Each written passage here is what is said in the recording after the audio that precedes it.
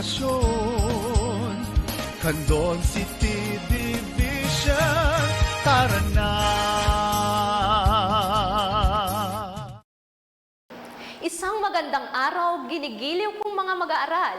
Malugod ko kayong inaanyayahan sa DepEd Channel, Candon City Teleskwela, Kanlungan ng Kaalaman, tungo sa kahusayan at kaunlaran. Tara na! Ako, si Ginang Karen Molina, ang iyong guro sa ikalawang kabanata, ikalawang linggo ng ating aralin sa edukasyon sa pagpapakatao, baitang ikawalo. Ang araling ito ay hango sa most essential learning competency na nahihinuhan na ang tao ay likas na panlipunang nilalang kaya't nakikipag-ugnayan siya sa kanyang kapwa upang malinang siya sa aspektong intelektual, panlipunan, pangkabuhayan at politikal. B.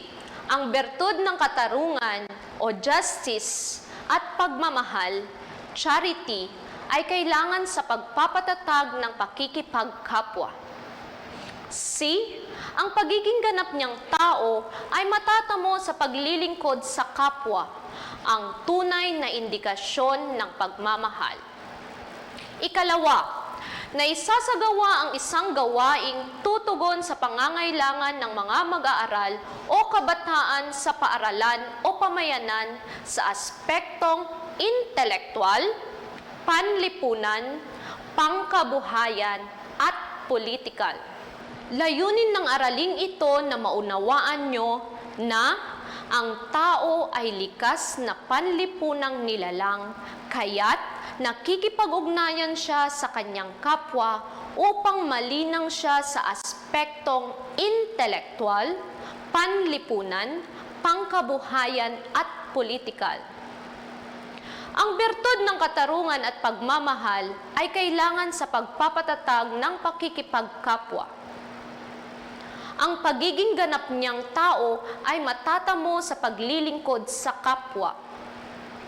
Makagawa ng isang gawaing tutugon sa pangangailangan ng mga mag-aaral o kabataan sa aspektong intelektual, panlipunan, pangkabuhayan at politikal.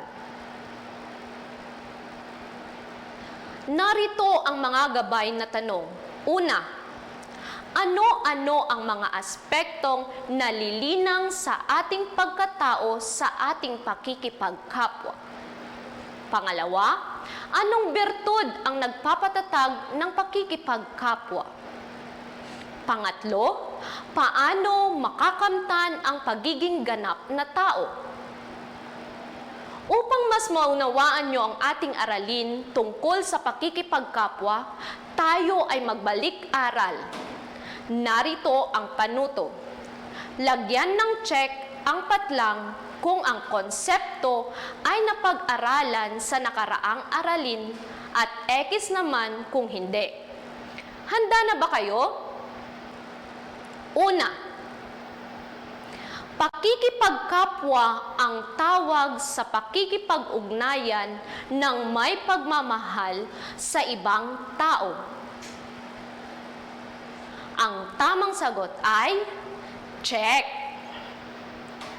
Pangalawa, ang mga taong nakakahalubilo natin araw-araw ay ang maituturing nating kapwa. Ang tamang sagot ay check. Pangatlo, ang ating pamilya ang pinakamalapit nating kapwa. Ang tamang sagot ay check. Ayon sa Biblia, mahalin mo ang kapwa mo katulad ng pagmamahal mo sa iyong sarili at huwag hatulan ang kapwa upang hindi rin mahatulan. Ang tamang sagot ay check. Panglima, nalilinang ang ating pagkatao sa aspektong intelektual, pangkabuhayan, politikal, at panlipunan sa ating pakikipagkapwa. Ang tamang sagot ay check. Nakuha niyo bang lahat? Kung ganon, magaling! Ang tao ay likas na panlipunang nilalang sa kanyang pakikipag-ugnayan sa iba at natatamo niya ang kanyang tunay na kaligayahan at kaganapan bilang tao. Sa kanyang pagbabahagi ng kanyang biyayang talino at talento, nakakatulong siya sa kanyang kapwa-tao. Ganun rin naman sa kanyang pakikipag-ugnayan sa kapwa. Nalilinang at napapaunlad niya ang kanyang pagkatao at pakikipag-ugnayan sa kapwa. Una ay sa aspektong intelektual, karagdagang kaalaman, kakayahan, pagpapaunlad ng kakayahang mag-isip ng mapanuri at malikhain at mga tuwiran. Pangalawa, aspektong pangkabuhayan, kaalaman at kakayahang matugunan ang mga pangangailangan ng sarili at ng kapwa. Ang pangatlo ay aspektong politikal, kaalaman at kakayahang makibahagi sa pagbuo at pagtamo ng makatao at makatarungang lipunan. At ang pang-apat, ang aspektong panlipunan. Ang panlipunang aspekto ng pagkatao at ang kakayahan ng tao na makipag-ugnayan sa kanyang kapwa ay sa pamamagitan ng pakikipagdialogo. Sa pamamagitan ng dialogo, nagkakaroon ng pagkakataon ang taong makipagbahagi sa kanyang kapwa ng kanyang kailangan. Una, ang makabuluhang pakikipagkapwa ay ang pagtugon sa pangangailangan ng iba ng may paggalang at pagmamahal. Pangalawa, ito ay napapatatag ng birtud ng katarungan sa pamamagitan ng pagbibigay ng nararapat sa kapwa na may paggalang sa kanyang dignidad. Ang pagmamahal naman ay naipapakita sa pamamagitan ng paglilingkod sa kapwa nang walang hinihintay na kapalit at nakahanda kang ibahagi ang sarili sa iba ng may pagmamalasakit sa kapakanan ng kapwa. Naunawaan niyo ba ang ating aralin ngayon tungkol sa pakikipagkapwa? Kung ganon, sigurado akong maisasagawa nyo ang gawain na tutugon sa pangangailangan ng mag-aaral o kabataan sa aspektong intelektual, panlipunan, pangkabuhayan at politikal sa ating pagsasanay. Handa na ba kayo? Panuto, piliin ang titik ng tamang sagot. Una, ang aspektong intelektual ay nalilinang sa pakikipagpalitan ng idea at kaalaman sa ating kapwa. Paano ito nagagamit ng maayos? A.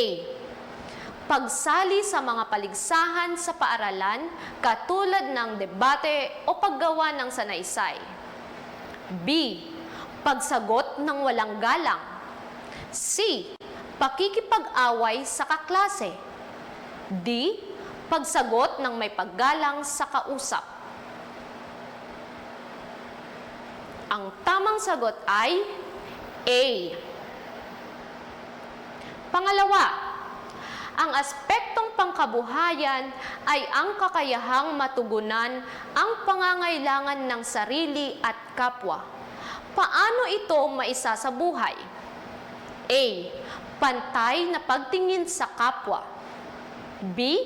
Pagbibigay ng oras na maturuan ang mga kababaihan sa pagluto para pagkakitaan. C. Malayang maipahayag ang nadarama. O D. Maglingkod sa bayan. Ang tamang sagot ay titik B. Pangatlo, ang aspektong politikal ay nalilinang sa kakayahang makibahagi sa pagbuo at pagtamo ng makatao at makatarungang lipunan. Paano ito maisasabuhay? A. Pagpili ng tamang lider ng bansa. B. Pagsagip sa kalikasan. C. Pagsunod sa batas. O D. Lahat ng nabanggit. Ang tamang sagot ay titik D. Pang-apat, ang aspektong panlipunan ay nalilinang upang matugunan ang sariling pangangailangan sa pakikipag-ugnayan sa kapwa. Paano ito may sasabuhay? A. Maging kasapi ng samahan. B. Panatilihing maniwala sa sarili. C. Makipag-ugnayan lamang sa kakilala. O D. Maging mapanuri sa kapwa. Ang tamang sagot ay A. Dadako na tayo sa gawain 2. Gayahin ang chart at isulat sa inyong journal ang 4 na taong nais mong paglingkuran gamit ang 4 na aspektong nalilinang sa pakikipagkapwa. Unang aspekto, intelektual. Sino ang taong nais mong tulungan? Ano ang gagawin mong paglilingkod? Kailan mo ito isa sa katuparan? Ano ang nararamdaman mo pagkatapos mo itong gawin? Ikalawang aspekto, panlipunan. Sino ang taong nais mong tulungan? Ano ang gagawin mong paglilingkod? Kailan mo ito isa sa katuparan? Ano ang naramdaman mo pagkatapos mo itong gawin? Ikatlong aspekto, pangkabuhayan. Sino ang taong nais mong tulungan? Ano ang gagawin mong paglilingkod? Kailan mo ito isa sa katuparan? Ano ang naramdaman mo pagkatapos mo itong gawin? Huling aspekto, politikal. Sino ang taong nais mong tulungan? Ano ang gagawin mong paglilingkod? Kailan mo ito isa sa katuparan? Ano ang nararamdaman mo pagkatapos mo itong gawin? Nakuha niyo bang lahat ang tamang kasagutan? Magaling! Ano-ano ba ang mahahalagang natutunan niyo sa ating aralin tungkol sa pakikipagkapwa? Una, likas sa tao ang maging panlipunang nilalang. Pangalawa, sa pakikipagkapwa, nalilinang ang ating pagkatao sa aspektong intelektual, pangkabuhayan, panlipunan at politikal. Pangatlo, ang makabuluhang pakikipagkapwa ay napapatatag ng birtud ng karapatan at pagmamahal. Ikaapat, sa pamamagitan ng dialogo na ibabahagi ng tao ang kanyang saloobin at pangangailangan sa kapwa. At panghuli, ang ating lubos na kasiyahan at kaganapan bilang tao ay makakamtan sa pagtulong sa ating kapwa ng may pagmamalasakit at pagmamahal. Para sa ating gintong aral, mahalin mo ang kapwa mo katulad ng pagmamahal mo sa iyong sarili. Hanggang dito na lamang, naway marami kayong natutunan sa ating aralin ngayon. Ako, si Teacher Karen, ang nagsasabing hanggang sa susunod na pagkikita. Paalam!